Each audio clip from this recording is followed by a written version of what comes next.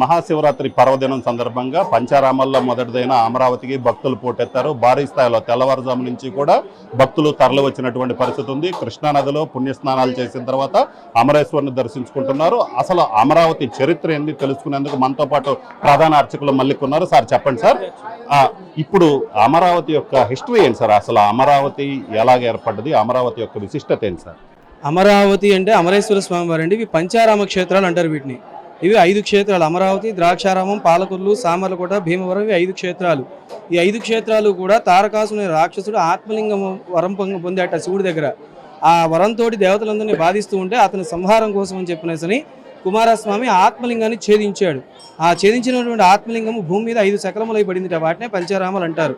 అలా పడ్డ ఈ శకలములు అంటే ముక్కలన్నీ కూడా లింగరూపం దాల్చి రోజు రోజు పెరుగుతూ వస్తుంటే మనబడి సామాన్యుల పూజని కష్టమవుతుందని ఇంద్రుడు మళ్ళీ శివుని యొక్క అనుజ్ఞ తీసుకొని ఈ లింగాలన్నింటినీ కూడా బిల్వదళాలతోటి పూజ జరిపాడు. ఎప్పుడైతే ఆ బిల్వదళాలతోటి పూజ జరిపారో అందరితో ఈ శివలింగాలకు ఎదుగుదల అయిపోయింది. ఇక్కడ అమరుడైన ఇంద్రుడు ప్రదర్శించాడు కాబట్టి స్వామివారికి అమరేశ్వరుడు అని నామకరణం చేశారట. అమరేశ్వరుడు ఉన్న గ్రామం కాబట్టి అమరారామము ఇవాళ రోజున అమరావతి. ఇక్కడ స్వామివారు 32 అడుగులు ఎత్తుంటారట. మనకి పైకి 9 అడుగులు దర్శనార్థం ఉంటుంది, మిగతాదంతా కింద భూభాగంలో ఉంటుంది.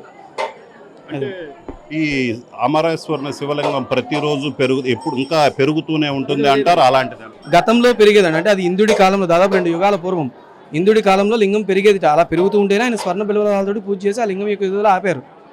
అంటే ఆయన చేసిన పూజకి ఈశ్వరుడు సంతోషించాట. అందరితో లింగం ఎదుగుదల ఆగిపోయింది. ఇక్కడిని ఇంకా అప్పటి నుంచి ఇప్పటి వరకు పెరగడం అంటే ఇంక లేదు. మహాశివరాత్రి రోజు అమరేశ్వర స్వామి ఆలయంలో ఎలాంటి పూజలు అభిషేకాలు చేస్తారు?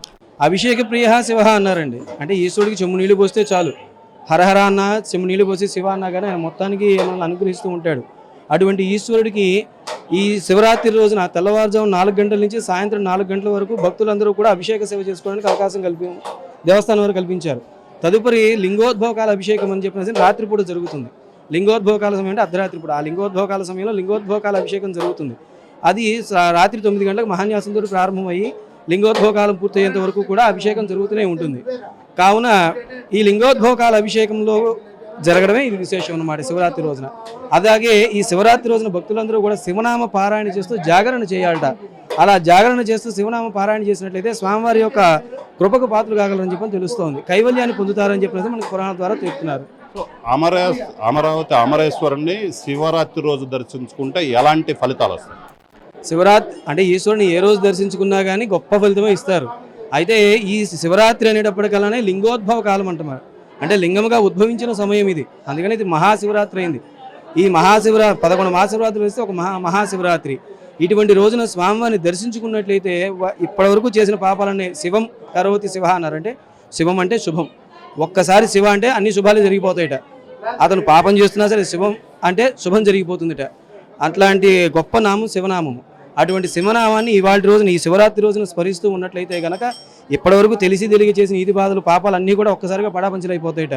అదేవిధంగా ఈ శివరాత్రి రోజున స్వామివారిని దర్శించుకొని స్వామివారి యొక్క కళ్యాణం చూసి అలాగే స్వామివారి యొక్క రథోత్సవం పాల్గొన్నట్లయితే కనుక స్వామివారి యొక్క అనుగ్రహ పాత్రలు అవడమే కాకుండా ఈ ఈతి బాధలు కొన్ని ఉంటాయి. అలాగే కొంతమందికి సహజంగా వివాహ సమస్యలు, ఇట్లా దాంపత్య సమస్యలు, ఇలా అన్యత్ర చాలా సమస్యలు ఉంటాయి.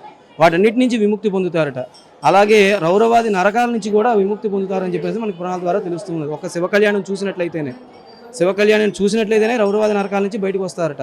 అట్లాంటిది వాటి శివరాత్రి రోజున స్వామివారిని దర్శించుకొని ఆ స్వామివారి కళ్యాణం తిరిగించి అక్షతను నెత్తిన వేసుకున్నట్లయితే అశేషమైన ఫలితం లభిస్తుంది.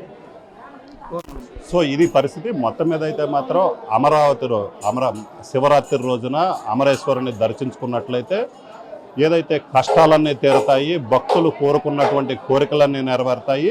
సో ఖచ్చితంగా అమరావతి రోజు, ఎందుకంటే శివరాత్రి అనేది విశిష్టమైనటువంటిది. అమరేశ్వరుని ఎప్పుడు దర్శించుకున్నా కూడా అన్ని శుభాలు కలుగుతాయి. అలాగనే శివరాత్రి రోజు అమరేశ్వరుని దర్శించుకున్నట్లయితే మరింత విశేషమైనటువంటి ఫలితం కలుగుతుంది. అలాగనే శివరాత్రి తర్వాత స్వామివారి కళ్యాణం కావచ్చు, అలాగనే స్వామివారి రథోత్సవం చూస్తే కనుక మరింతగా పుణ్యం లభిస్తుంది. దీంతో పాటు స్వామివారి కళ్యాణం తర్వాత స్వామివారి అక్షంతలు కనుక చల్లుకున్నట్లయితే మరింతగా వాళ్ళు ఏదైతే కోరుకున్నారో ఆ కోరికలన్నీ నెరవేరుతాయని చెప్తున్నారు. కెమెరామెన్ సిద్ధుతో రామారావు, RTV, అమరావతి నుంచి. మరిన్ని వీడియోస్ కోసం ఛానల్ ని సబ్స్క్రైబ్ చేయండి. లేటెస్ట్ అప్డేట్స్ కోసం వాట్సాప్ ఛానల్ ని ఫాలో అవ్వండి. ఆ లింక్ డిస్క్రిప్షన్ లో ఉంది.